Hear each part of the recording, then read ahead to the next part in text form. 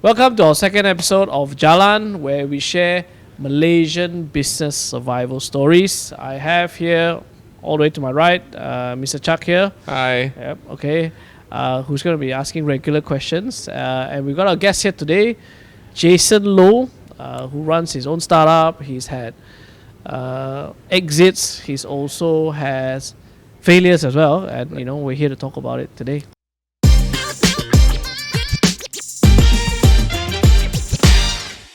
Okay. Yeah. So, Jason, we understand right now that you own a company called MEEF, right? Right. Maybe you tell us a little bit more about what MEEF does? So MEEF is actually a company that focuses on research and development for nutraceuticals products. Okay. Basically, we focus on metabolic health. Metabolic health? Yes. So metabolic health relates to your body metabolisms. So in actual fact, the fundamental of people getting unhealthy is always about the metabolisms. If you do not manage your metabolism well, there will be a lot of escalations that comes in later on. For example, diabetic hypertension, which is high blood pressures, high fatty acids, and all this obesities as well. So these are the general ones that people don't really know. But if you fall in with 3 categories out of those, you are categorized as a metabolic syndrome patients. Right. Right. And what stage is your company at right now? How long has it been around? And We started about 2 years ago. Mm-hmm. We formulated the first SKU, trying to optimize it, did some trials unofficially, collected the results and registered the product with KKM last year. And we have gotten the final approval out on hand and ready to commercialize, Right. which we target to have it commercialized maybe end of this year. Right. And as I understand it from the conversation that we had off camera just now, you're not from this particular line, right? Not wellness or pharmaceuticals. No, definitely Yeah. not. So first of all, how did you get into this line? So back in 2019, September, I lost my father to pancreatic cancer. Oh dear, sorry to hear that. So upon then, I was the one dealing with doctors in the first place on his treatment, on his checking, diagnosis and all. So after his passing, then I tried to understand more about his previous condition from my mom, Which was? which was actually like the medical histories of whatever he has before pancreatic cancer. Then we realized that he has got a few of it from the metabolic syndromes. Okay. So the first 3 that he has is hypertension, diabetes, as well as obesity. So these 3 makes him a metabolic syndrome patient. And of course, with this around, he was on treatment for sure. For the past 2 decades, he has been on the medications route. As you know, a lot of people fear side effects of Western meds, right? So what he did was actually trying to be his own doctor, I would say, trying to change the dosage that was prescribed by the doctor, but not knowing what could have happened, what could have gone wrong. So by doing that for long terms without seeing any special symptoms or like complications, he just think that it's fine to do it, right? So apparently, after knowing further from the doctors, it is definitely not a good thing to do, because whatever Western meds that they are consuming, it's all with clinical back and studies. So the purpose of the studies is actually to make sure that the dose prescribed to you work in certain way, Yep. including preventions of escalations like cancer growth. So I think that's how he began to develop all this and come to one realization that a lot of people in the society, especially the elderlies, they are worried about side effects of medications, but they do not have any other solutions on hand, right? So with that in mind, I began to research a lot on diabetic. I went for educations on diabetic itself from University of Copenhagen, graduated, collected a lot of researches on hand, trying to do something about it. So you took a degree to start your business? Not quite a degree, but it's like a global course whereby Okay. you can actually pursue it to learn more about it. For how long? This is what? Dietitian, is it? Not quite like a dietitian, but you learn more about the disease itself. Right. So we learn about the disease, what is the right thing to do to tackle the disease, like how to manage it precisely.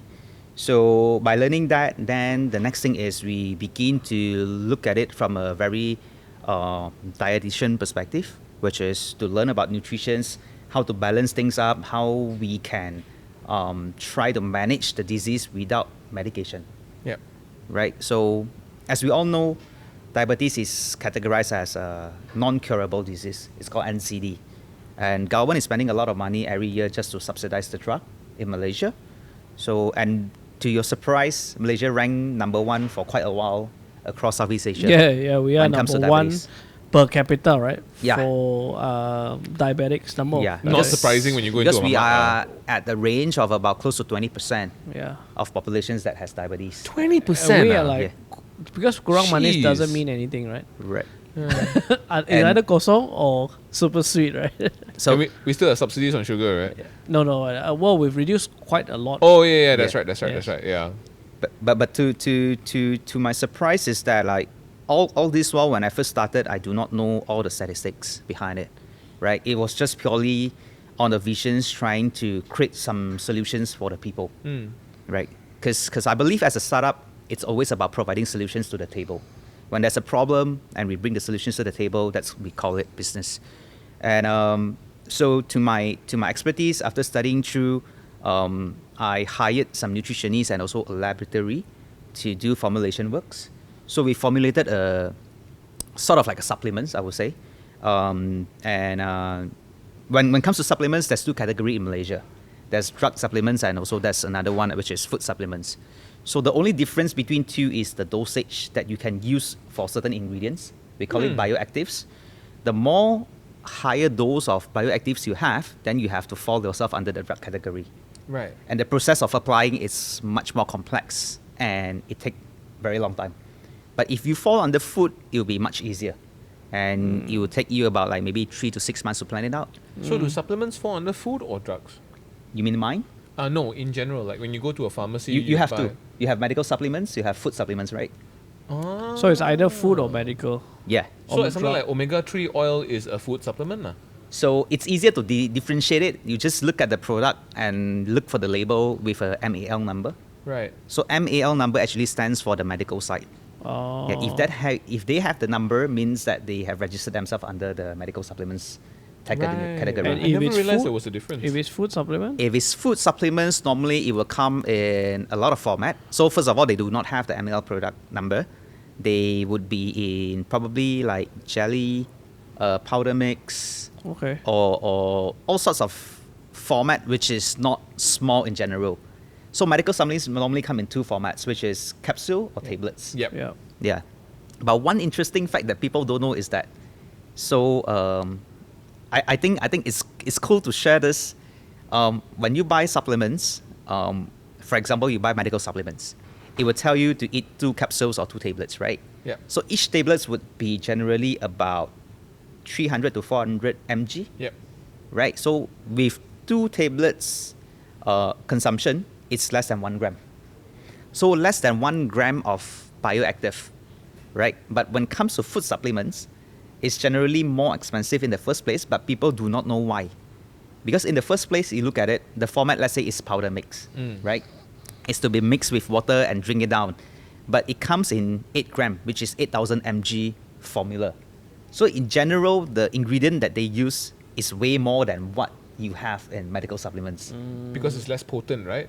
Yeah, you see. I think there's More a rule. potent, right? There's a rule of like 8 and 2. Yep. Like whereby 8 must be food based and 2 must be your bioactive. Okay. So if out of 8 gram formulations and you have like 20% of it as a bioactive, Yep. you actually have 1.6 gram of bioactive, I'm which very, is way I'm more very than curious to medical. this Right. differentiation between food and bioactive. So like food means basically anything that's naturally occurring. Is that how they define it? Or- Right. But even if that food itself has something bioactive inside, that doesn't count into the Correct. 2. Correct. So let's say Tongkat Ali. Right.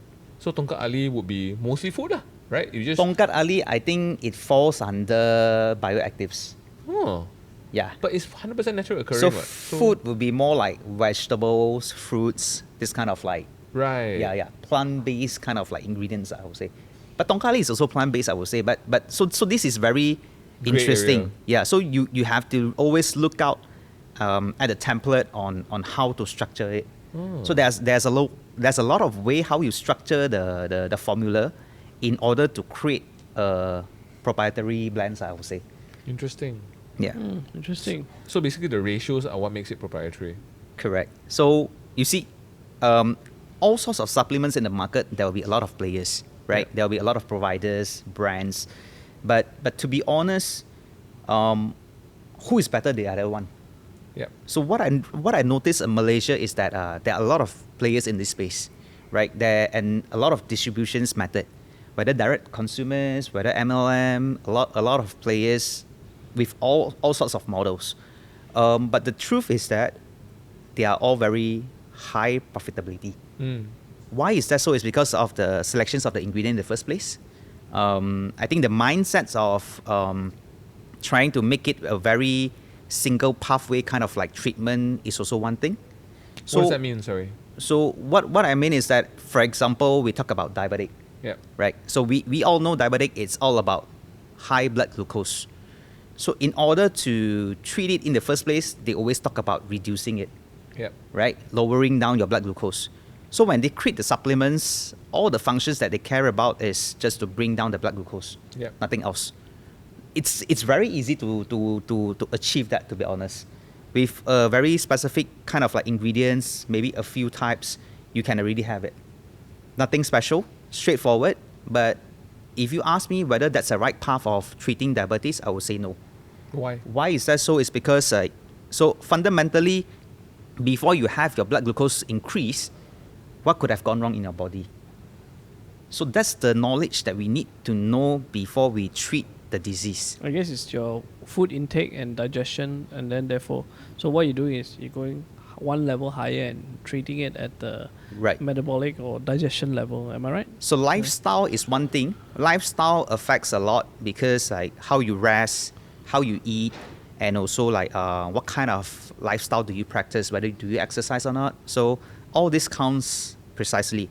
But the only thing is that what we are trying to highlight right here, right, is if you look at it from a very general patient's perspective, before developing diabetes, right, before they even know that they have high blood glucose and see some symptoms in their own self, maybe blurrish visions or like pain in their joints or like numbing hands and feet. So all these things counts, but overall, fundamentally, what could have gone wrong? Is it the pancreas? Or could it be like your cell is no longer sensitive towards insulin? You might have insulin in your blood, but your cell is no longer sensitive towards it because of like the abusive kind of like lifestyle. So I think to be fair, it's never about just lowering down the blood glucose, but you also have to treat all this perspective accordingly in order to regain your proper functions of your body. But how would you do that as a product? Right. So the interesting part is that what we do right now is we go on multi-pathway. So when I say multi-pathway is that when I design the formulation itself, it do not just focus on lowering down your blood glucose. So one interesting fact about blood glucose, there's two categories. One is like we call it FBG, fasting blood glucose, which you normally take early in the morning when you first wake up, okay, to know your conditions. Yeah. Another one is called HbA1c. Yeah. Right, HbA1c is actually more complex. It's all about the density of the glucose inside your blood. Like it will accumulate across 3 months normally. So how thick is your blood? It's all read by HbA1c. So you take too much sugar, your blood becomes like syrup Thicker. like that lah. Yeah, and so it doesn't flow well. Right. So you have brain fog. Straightforward, brain fog is the first symptoms that you get. So every time you might have brain fog here and there, like lose focus. So this is the first thing. And vision, Yeah. because it's all on your head, right? So your visions might get blurrish, and then it might even get to the stage of blindness. Yeah. So without going into too much detail about the product, Right. basically you guys have an assessment that'll Right. be on your website, and based on the assessment, you will recommend certain SKUs to each individual customer. Right. So basically, we are trying to get the patients to sign up as a member. Yeah. Then we will give out free products. Oh, it's membership based. Right. Interesting. But it's lifetime. Right. You only pay once. You get a free product to try, see whether you like it or not in terms of the perspective of flavors. Yeah. Right. Because we could not change the understandings or like the preference on the flavor. But Right. what we could do is to make sure that the formula works. So yours is a subscription-based supplement program.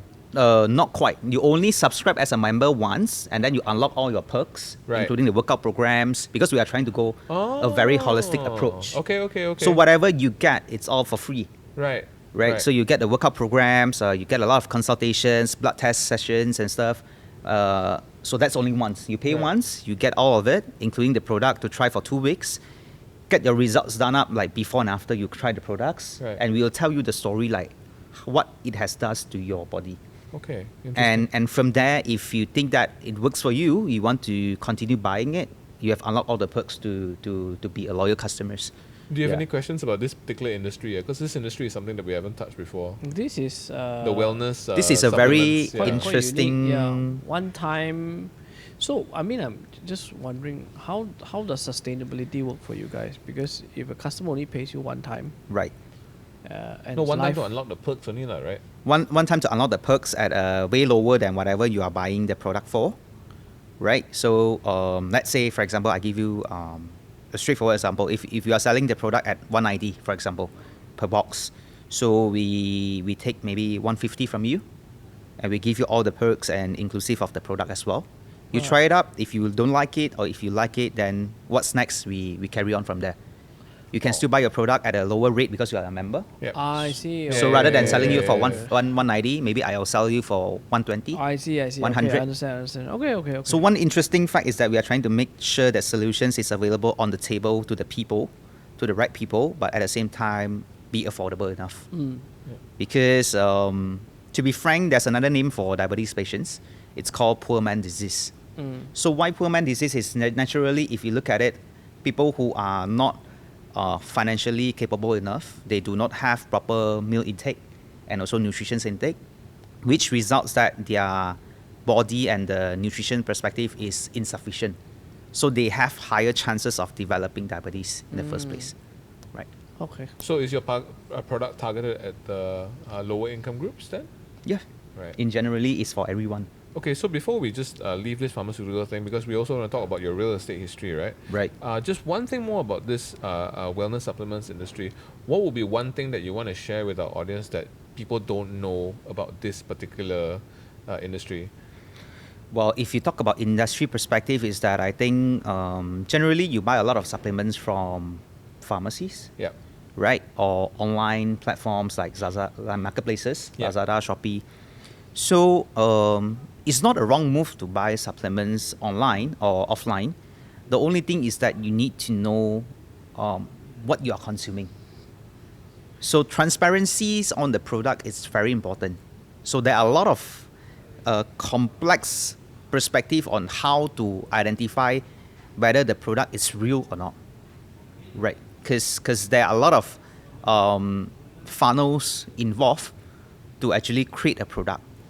So how would a consumer who is buying, say, vitamin C online know that, hey, this vitamin C is real? So a lot of vitamin C's that we are consuming these days is all synthetic. Right. It's just ascorbic acid, lah, right? Yeah. It's not real derived kind of like vitamins, right? Because to derive it, you need a lot of like raw ingredients. So, but whether it works or not, I would say that's what's available in the market right now. Yeah. Yeah. So the interesting fact is that there's this kind of like space to be filled, but no one is actually filling it up.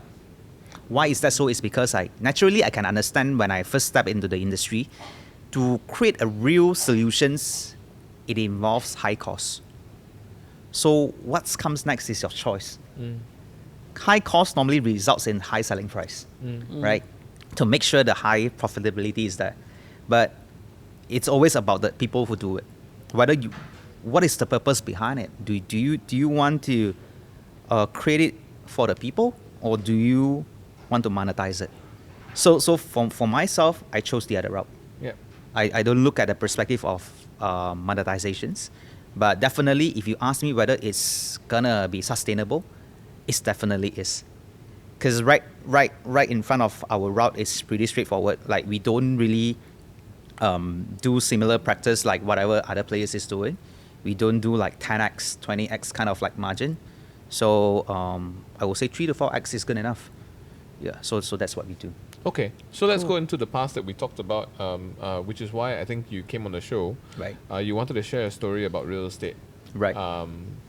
First, why don't you tell us like how you got into real estate in the first place? Like, Right. You came from corporate, right? And then from there, Correct.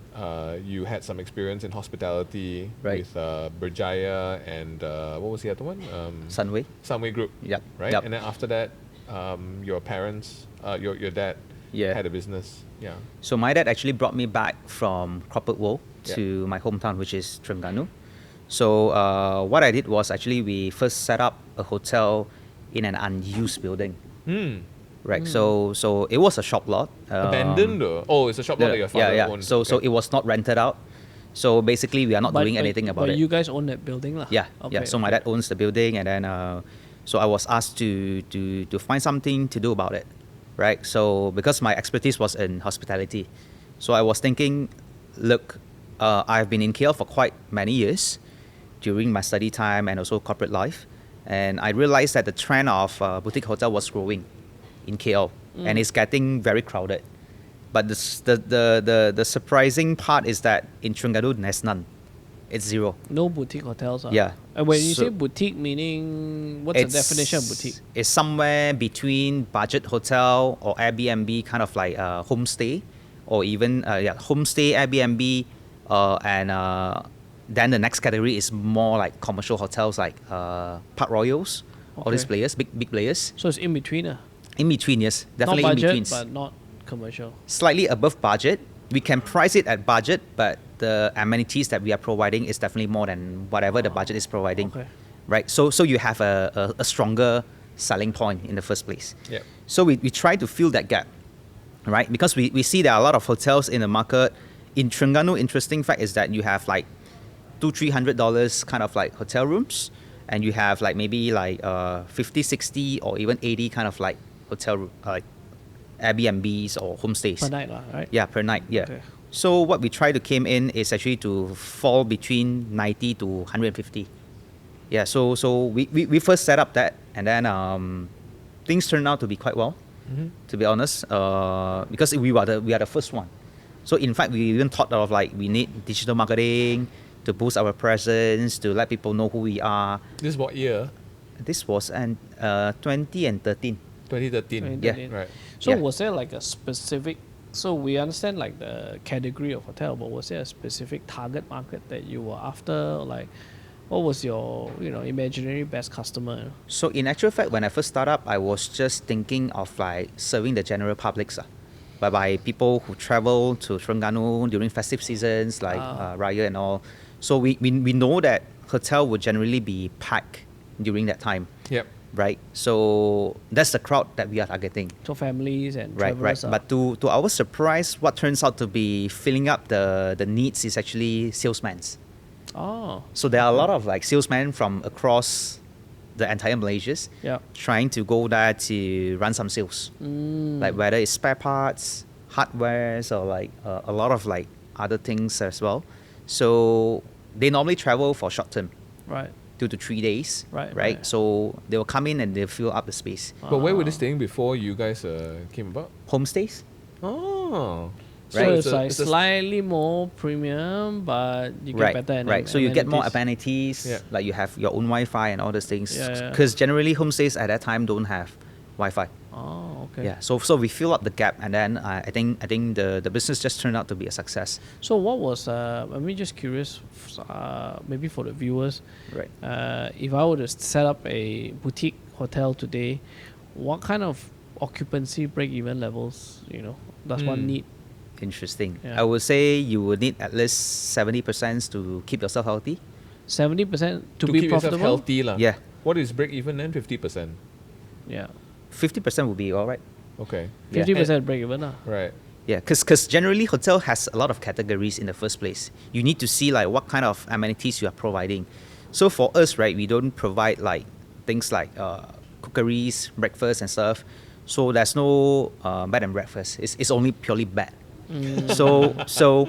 But we infuse a lot of like elements into it, like entertainments, right? And also like some tour guiding and stuff. Oh. So all these don't require more manpower or even like additional cost to set up. What kind of entertainment can you provide at no cost? Well, nothing TV? much. It's just like TVs Oh, and stuff. TV lah. Yeah, Okay, yeah, okay, yeah. Oh, Yeah. okay, You can even do like gaming Wi-Fi, I consoles if guess. you want. Like a lot of things can be done.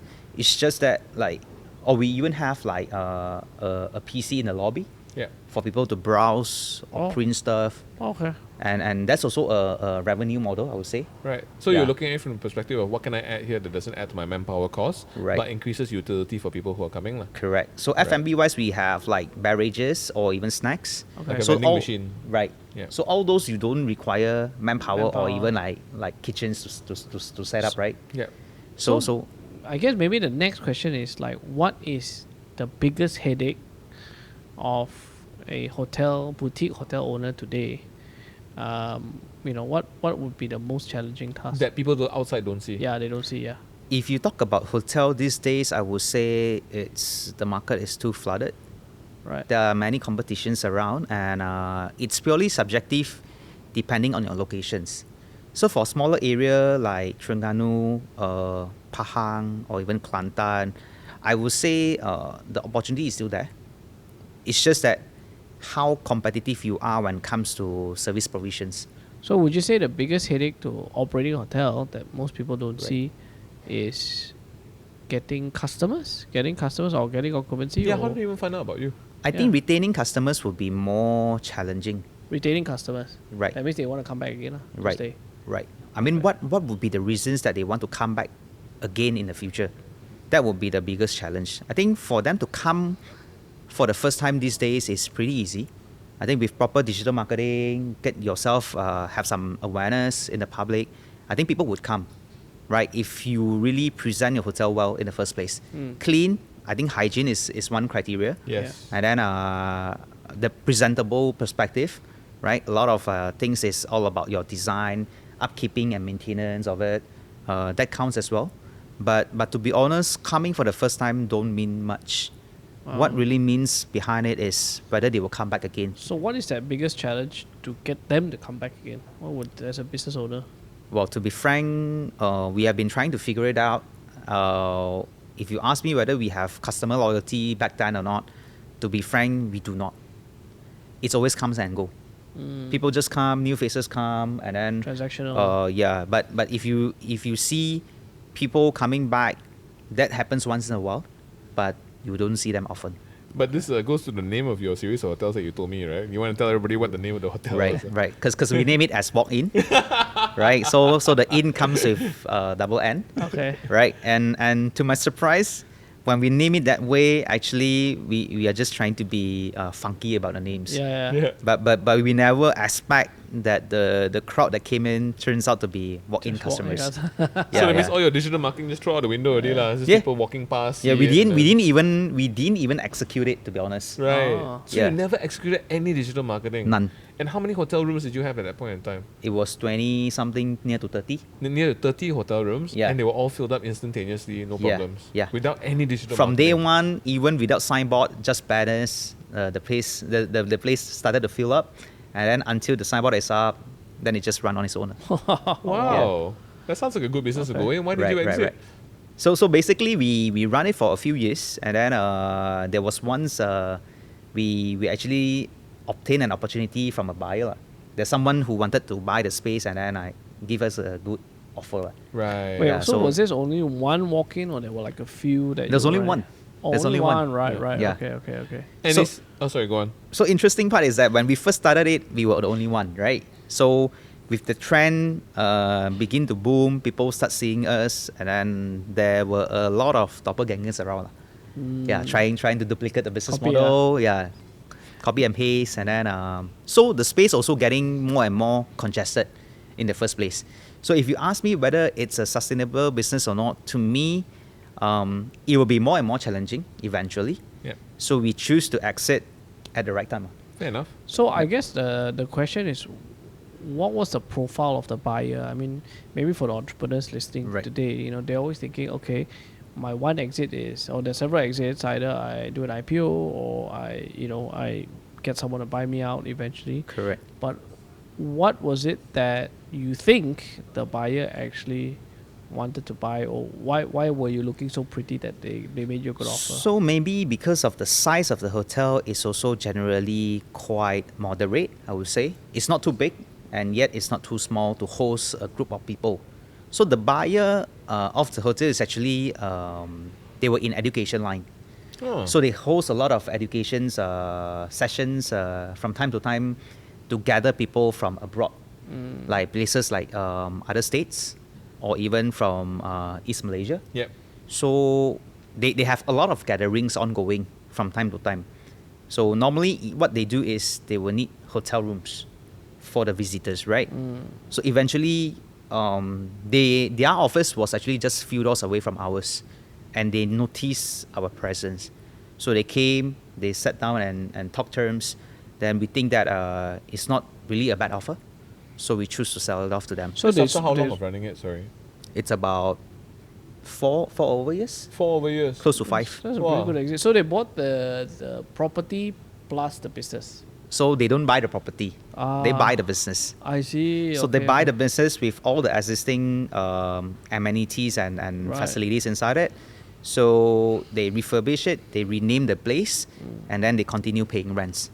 So you guys still own the Building, property yeah. and you still get passive income. Right, Oh, that's a nice Right. exit. Yeah, and then within 4 years you can sell a business. That's not a bad turnaround. right, man. right. Yeah, for a Yeah. substantial profit, I assume, Correct, right? correct. Yeah. I would say the profit wise is moderate, and then in terms of because we had our ROI in less than 18 months. Yep.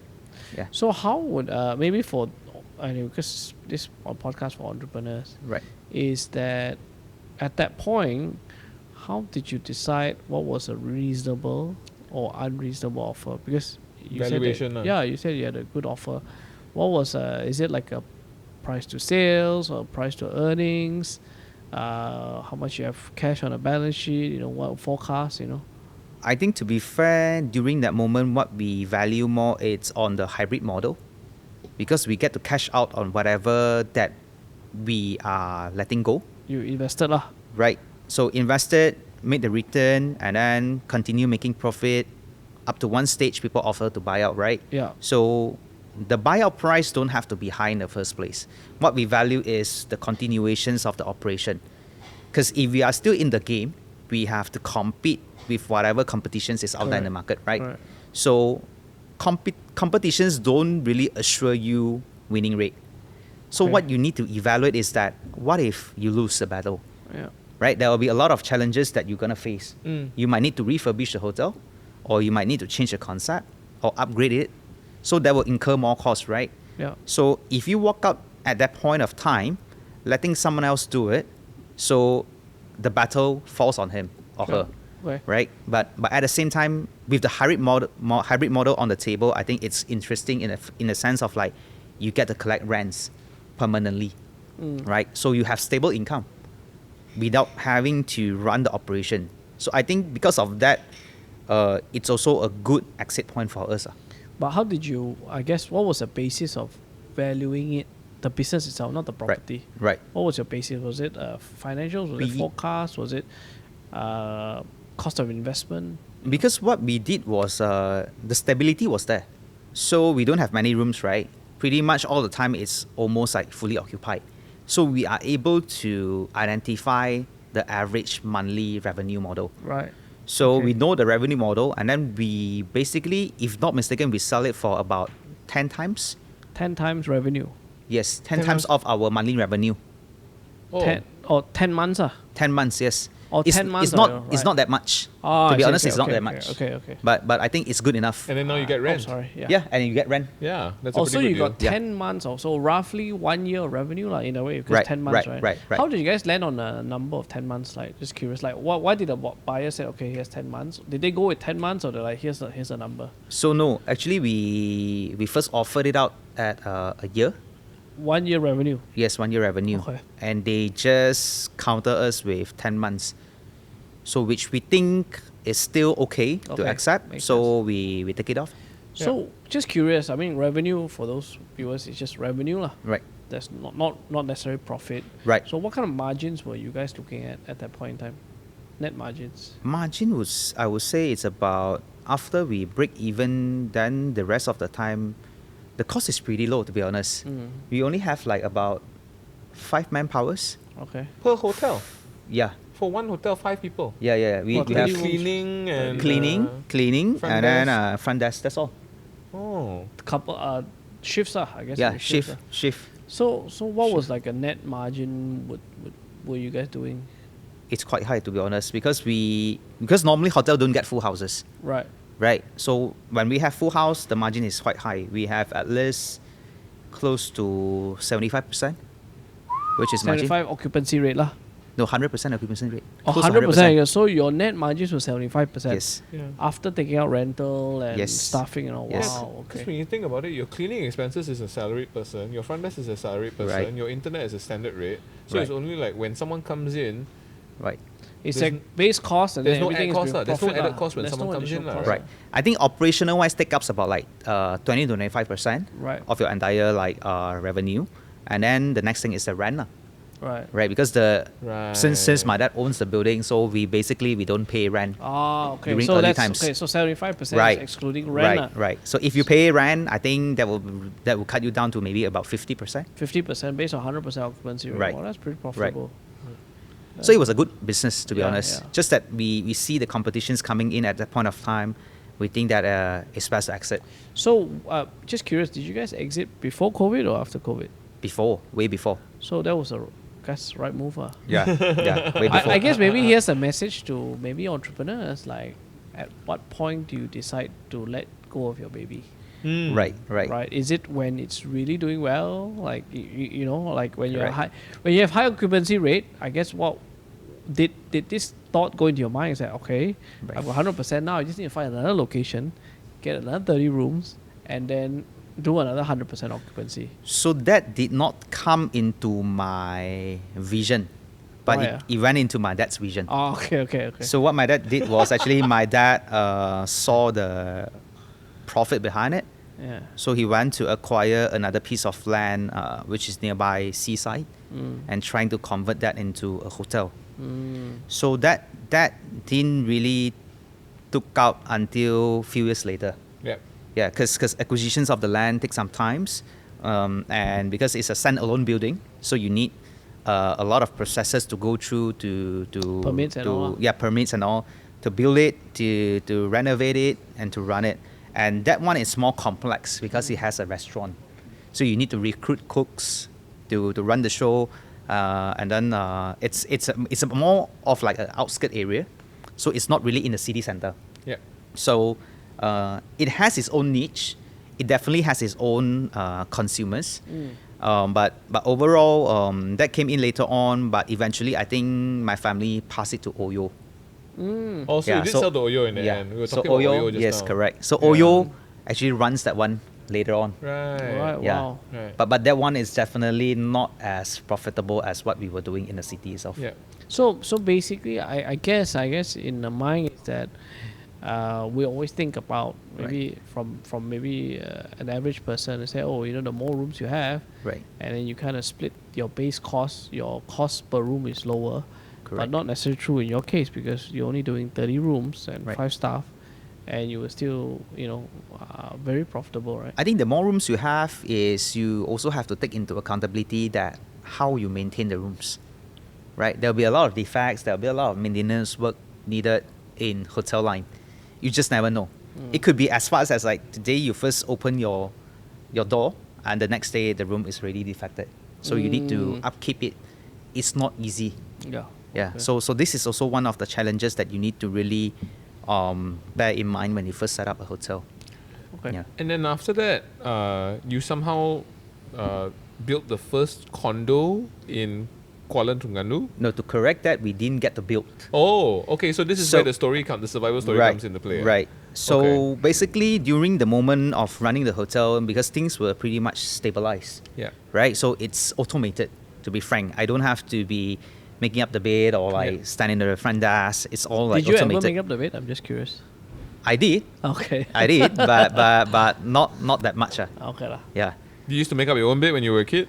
Well trained, Even when well I trained, well even trained. when I study as well. Well trained. Yeah, so Yeah. basically, Better I than think it's part of the syllabus that we learn through Fair when we go enough. for educations. Yeah. Fair enough. Okay. Yeah. So basically, after that, when things were automated, right, for hotel operations, what we do next is because my dad, nature of business was actually in real estate. So what he do is pretty much acquisitions of lands, buildings, or even shop lots, either to rent or to sell it off later on when the price hikes. Okay. So there's a piece of land that was left unutilized, I would say, Okay. which is I value in the sense of like I see the potentials in it. So it was located quite nearby to we call it Chinatown of Kuala Terengganu. Yeah, I know the place. Yeah. Yeah. So good location. And I foresee that if we really conduct something, it's definitely gonna be sellable.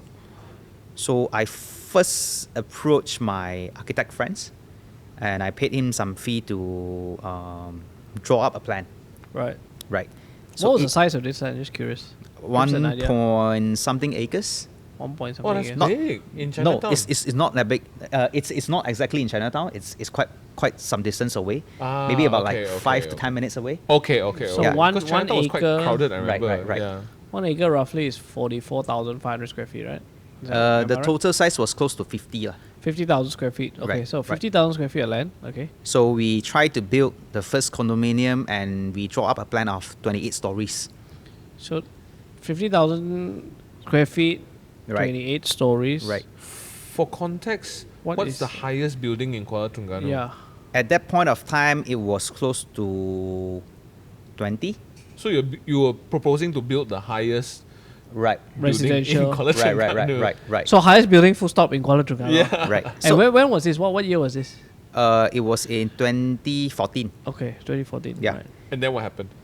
So basically, what we did is we draw up the plan, right? We submitted in for approvals, but we didn't get it in the first place. Why we didn't get it? It was not an objection. It was purely just appreciations because it's a first condominium, full-fledged facilities condominium in Terengganu. So we were asked to go taller. Taller. Yes.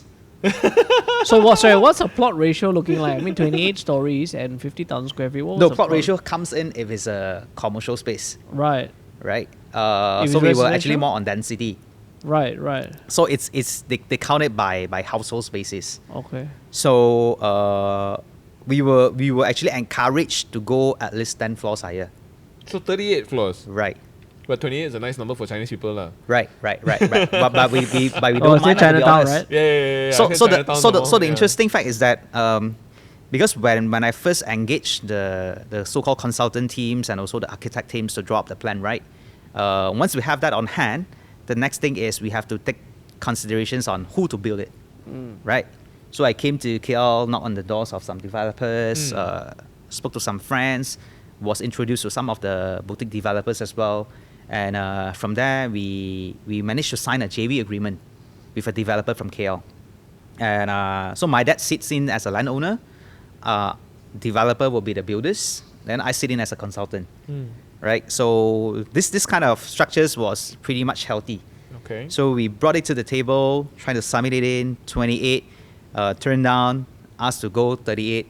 So we did the revisions, and we brought it back for submission. Apparently, at that point of time, the person in charge is no longer there, right? What person in charge of where The person in charge who supposed so- to grant us the who approval. told you 38 lah. Yeah, Okay, yeah. okay, Who grant us the permissions to go 38. Yeah. So he's no longer there, right? So the position was left hanging for quite a while. There's no person in charge. So you couldn't get your approvals? Yeah, we can't get approval. There's no even submissions can be done. For how long? That take place about like close to 4 months.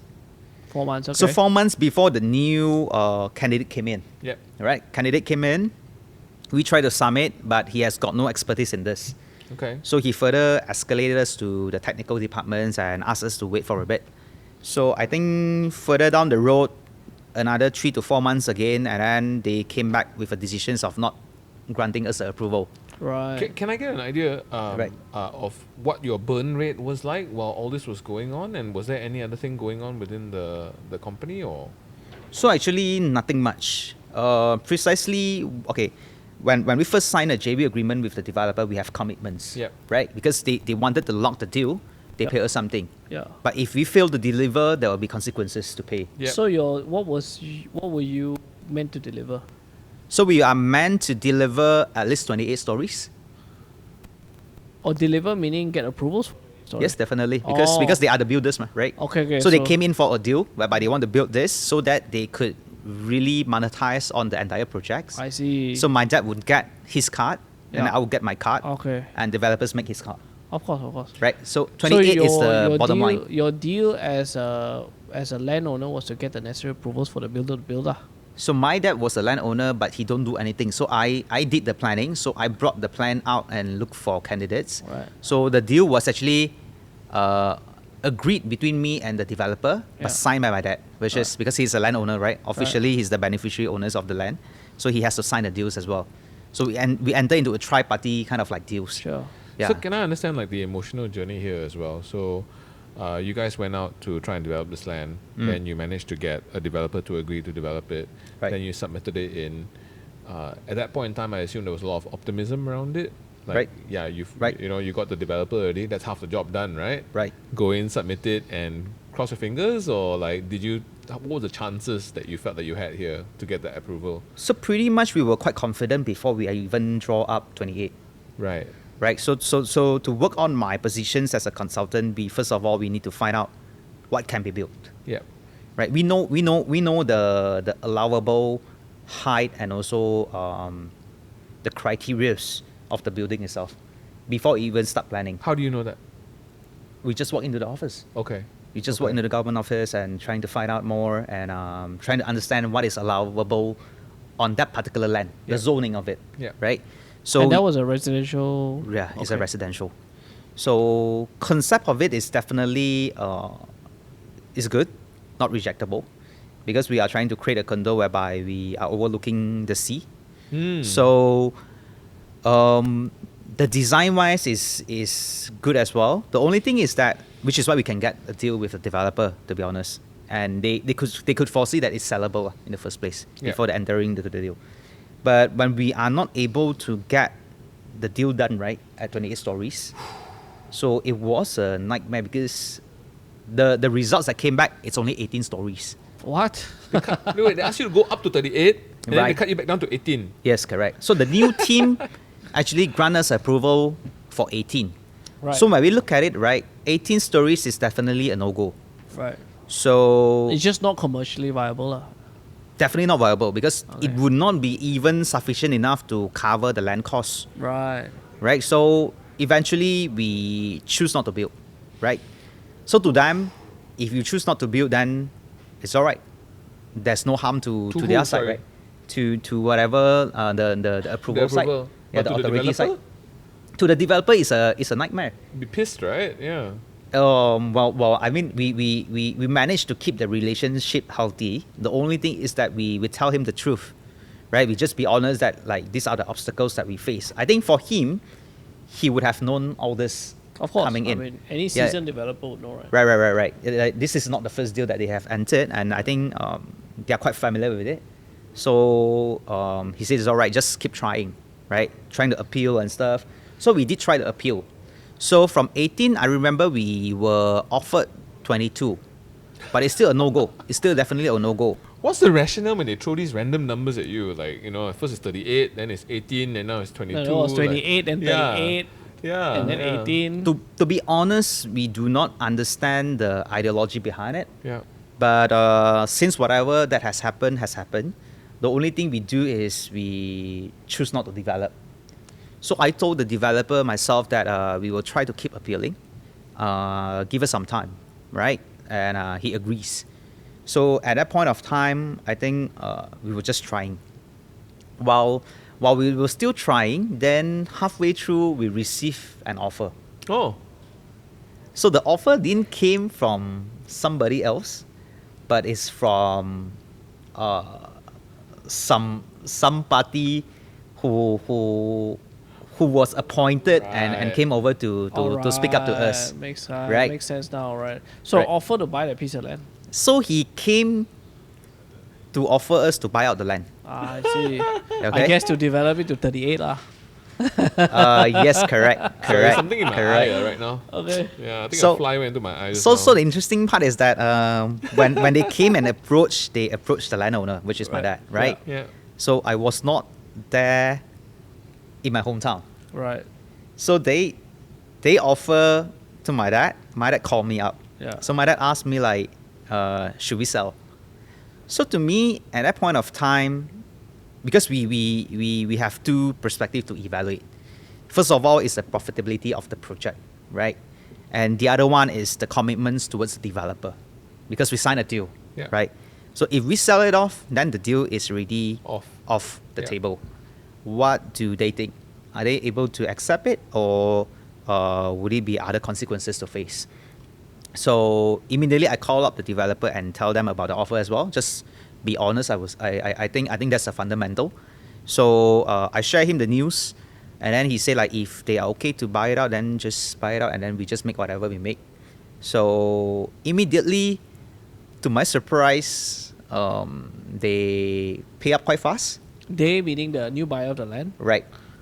The one who made the offer. Yeah. So they sign a deal, pay the booking, get it executed, and they announce in the news that they want to build the first condominium in the state. Oh, right. So that's the. I think I was lucky in the sense of like we don't face the harsh part of it, Yeah. like before the thing go too bad or too sour. I guess these are all behind the scenes stuff Yeah. that no At one that really point in sees. time, did it feel like the world was coming down on you? Yes, I did, because I was trying real hard, like for almost a year, just trying to get the approval Yeah. out. Yeah. So it was a nightmare, I would say. So what would be your biggest lesson from this? Mm. What's your takeaway? From this deal itself, I would say that it's really not easy to be in that field when you are nobody lah. Okay. Yeah, Right. especially at my age at that time, it's definitely not easy. Right. I So was you- only early 20. So you need clout to be able to operate in real estate, lah. So That's it's what you're saying. about who you know, not about just what you Yeah, know. I think the network And who you matters are more. also, lah. And I who guess, you right? are, lah. Yeah. Yeah, I think the Okay. networking part is very important. I see. Yeah. Okay. Because to me, when I first do it, it's because that I think my dad has got some networks in that perspective, because he has been in the real estate world for quite some while, Yeah. right? So, but it's just that sometimes things happen differently than what you thought Of course. Yeah. it would turn out. Yeah. And is that why you're not doing real estate anymore?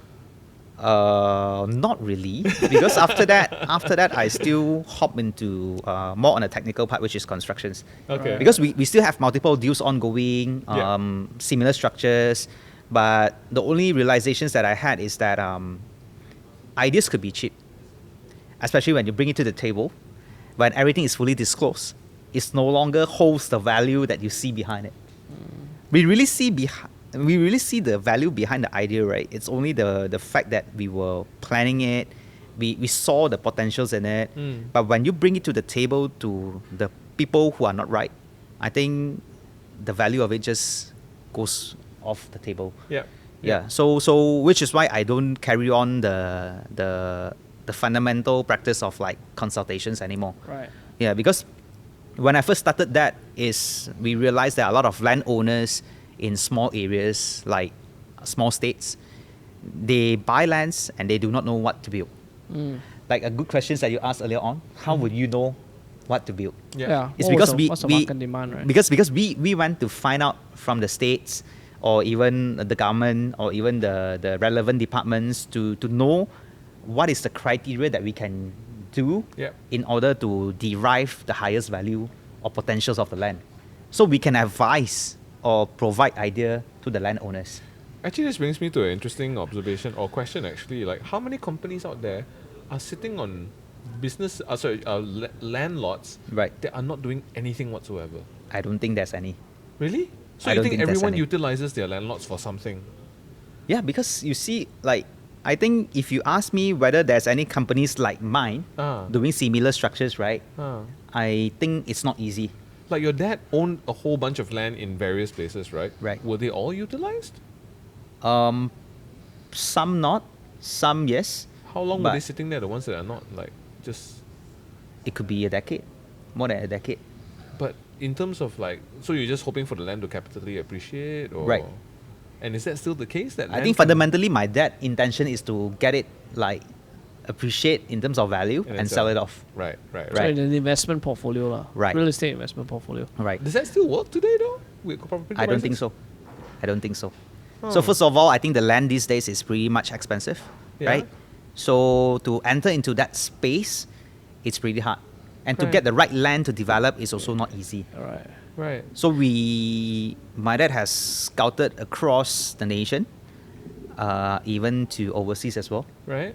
So we have seen multiple kind of like land deals before, but to be honest, it's never that easy. Right. Even throughout my dad's entire life, it's just not easy to do it. But just, Jason, I guess, what a closure on that story, right? Did that condo eventually get built, and were they the tallest at No. that point in time? Huh? To your surprise, no. So it never got built. Yes. So it was bought, but it's not built. And so what's there now? So I think this is more of like Or was that too specific a question to ask? a little bit, because I think fundamentally throughout the acquisitions itself, there's an under table deals. Of course. There Yeah. always So is. so Yeah. I think the purpose of like making the acquisitions is just for the sake of the under table deals. Yeah. So things get carried out, right? Yeah. Things get carried out, conducted, executed, and then they harvested the profitabilities from the under table deal. Then they just walk away. Whew, And the not land sure. and the land was left there and unutilized. So no one developed that land. Yeah, even though they announced in the paper that they would develop, but they did not. So where, I'm just curious, where is that? Where's the benefit? Because the buyer who Right. came and bought that piece of land paid a decent price. So where's the profit in that for them? So to us, as a seller, as a vendor, we only see whether the value makes sense, right? Yeah. So as long as the value makes sense to us, it covers our costs, covers our profitability, covers our partner, which is the developer's profitability, then we are good to go, Yeah. right? But to them, the one who purchased it, they actually entitled to 10% of the deal as well. So they pay us 100%, we reimburse 10% to them. I see. Okay. Right. So Okay. so they took 10% of the The transaction sale, price, yeah. and then they just walk away. The commission, basically. Yeah. Yeah, it's not commissions, to be honest, Okay, because they are not okay, okay. agents, but Right. but Okay. it's a deal. It's a deal. I see. Interesting. Yeah, going back to the earlier question about, so assumedly now, are you in charge of your father's holdings in all these companies, or Not quite. Not I'm quite. I'm on my own actually. Okay, but your Yeah. family is lah, right? Yeah. My mom is still there, and then my mom is doing whatever she's doing. And what are you doing with all these properties now? Now that you know the appreciation market is not what it used to be, right? Yeah, and I would say it's bad. So whatever. It's back. It's bad. Bad. Oh, it's bad. It's bad. bad. Yeah, Okay. it's bad. So whatever we can sell, we sell it off. Yeah. Whatever we are not able to sell, if we are still collecting rents, we will rent it out. Mm-hmm. And the rest of it, I would say, is just left there for nothing for now. Right. Yeah. So the company is not really actively developing or utilizing any no, of the land. no one right is doing now. development. But you do have you're sitting on a lot of assets, lah, I guess. Not that many anymore. Lah. Okay, so Yeah. it's been shrunken down somewhat already. lah. Shrunken down a lot, I would say, because so interesting part is because when my dad was ill, like he's also someone who don't buy insurance. Right. Yeah. So he's that generation's kind of like folks who don't buy insurance, Yeah, who yeah, don't yeah. believe in insurance. So we also have to cash out some of the properties to treat Understood. the disease and all. sorry, yeah. Yeah, Okay. very sorry Yeah. to hear that. That's a sad end to the story, unfortunately. Yeah. But thank you for sharing that with us. I Right. think that's very useful for our audience to know as well. Yeah. Yeah. Can we like somehow brighten the mood before we end this podcast somehow? Like, is Yeah, there a happy yeah, ending to yeah. this story or? So- Okay, so say for instance lah, like being part of this deal, which obviously has left some scars on you lah, I would say. Right. How has that affected the way that you do business now versus what you used to do last time when this deal was at its worst point? So I think fundamentally from the deal itself, right, we realized that if you are to sit on a business whereby you deliver a lot of ideas to people, Mm-hmm. it's pretty much not that sustainable. Worthless. I would say it's worthless. Yeah. Yeah, close to worthless. If you're delivering ideas only, yeah. Right. Yeah. So I'm in the wrong line of business. So it's execution. It's all about executions, I would say. You Yeah. need to execute to certain extents, like whatever we chatted on earlier on regarding the capital market as well. Like people will only come into you when you have tractions. Mm. So in terms of idea or the foundations, the fundamental of it, I think they Un- don't see value in it. Until you prove that it's Yes, correct. doable and you've got traction, then yeah. Right. Yeah, So it is. that also comes to a point whereby it's also very confusing, because if we have tractions, we have a lot of choices. Correct. Right? Why would us as entrepreneurs come to you in the first place? Yep. Right? There are a lot of options open to the table at that point of time. Why would you borrow money when you have money, right? Right. This is the entire capital market conundrum, right? But- Especially yeah. here in Malaysia, where Yeah. they're bit more risk averse. Correct. They would only invest in businesses that's successful. But why would you need to get investment if you're already successful? Correct. Correct. And I guess it's also What's the answer to that? Same as banks. I mean, banks Yeah. only lend you money if you have money. But frankly speaking, what's the answer to that? I would say I went through a few journeys as well, like even in my constructions company back then. Yeah. Most of the time when you make money, you don't try to borrow money, right? But when you need to borrow money, I think that's when you are not able to borrow. Yeah.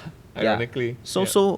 so technically, most of the time it happens that way. So I think, in generally, we just have to plan ourselves strong enough for the futures. Yeah, actually, you're right. Actually, well, for our business, we serve Right. companies or entrepreneurs as well. Like you said, when you are making money, you don't need to borrow. Correct. But actually, there's one thing that you should also be doing is actually to invest. Correct. It's because when you need to borrow money and you can't, that's where you dig into your investments or savings, Correct. right? Correct. Yeah, I think that's a very important element that Yeah. business owners need to I So think then- most of the people should know that. yeah. If you're in the same position again where your business is doing decently, Okay. but now you can't do it into real estate, now what would your personal asset class be for taking your company's money and reinvesting it? Well, for me now, I think because we are focusing on MIF right now. Yep. Yeah. So to us, we see the potentials in creating an ecosystems. Business is no longer about just a specific solutions and start selling it, monetize it, and then hoping that it will be sustainable. Yep. I think business these days could not be sustainable if it's not an ecosystem. Yep. So we have to create a bigger ecosystems behind it, trying to keep it really realistic and also serving the right group of people. You mean keeping the ecosystem realistic? Your business model and the business ecosystem model, right. as well. Right. Yes. Right. Yes. So because like what I mentioned earlier on, business is all about like finding solutions for the problems, right? But the problems could be bigger than you thought. You could ever imagine or even understand. Yep. Because for example, like disease management, whatever we are trying to do right now, right? Even though we are just doing metabolic disease management, it's a very huge ecosystems behind it. If you want to make it right, you need a lot of elements. You need proper people to do the consultations, right? To do the health check and advisory. And you also need people to guide them, or like a community building kind of like systems. Yep. Trying to consolidate all these people together, gather together to work on the same similar situation and also a mission. So I think to build the ecosystem, it's not easy, and I would be able to assure you that it needs a lot of money, Yeah. way more than whatever you can ever like make from your profit, and just to keep it sustainable, it's not easy. So what's the solution to that? Just have to keep going on and then trying to build a bigger one, and then I think acquiring funds or leveraging on banking systems, I think it's fundamental. Yeah. You can't avoid that. So you can't be having that thoughts whereby when you have the money, you try not to borrow. I think this is a very wrong perceptions in today's business world. I mean, I could understand that you do not want to fetch in any unnecessary liabilities, but to be frank, if you have a bigger ecosystems to sustain, right, all this is just part of the the fundamental that you need to have. So borrow when you don't need it, in a way, in essence, right? Even when you Yeah. don't think you need it, because at some point you might need it. Correct. I think not to say that just borrow when you don't need it, but I think you have to know what you are doing Yeah. in the first place. Yeah. Okay. Thank you so much, Jason, for being here for our second podcast and Right. sharing those Very honest stories. honest, Yeah, really appreciate insightful survival stories. Thanks for being here. Thank you. We hope you enjoyed yourself too. And everyone, Right. those of you who watched, don't forget to like, subscribe, click the notification bell if you like to see, and don't forget to put your comments below. If you'd like us to interview you for the next, if you have a business survival story to share, or if you'd like to hear other types of business survival stories.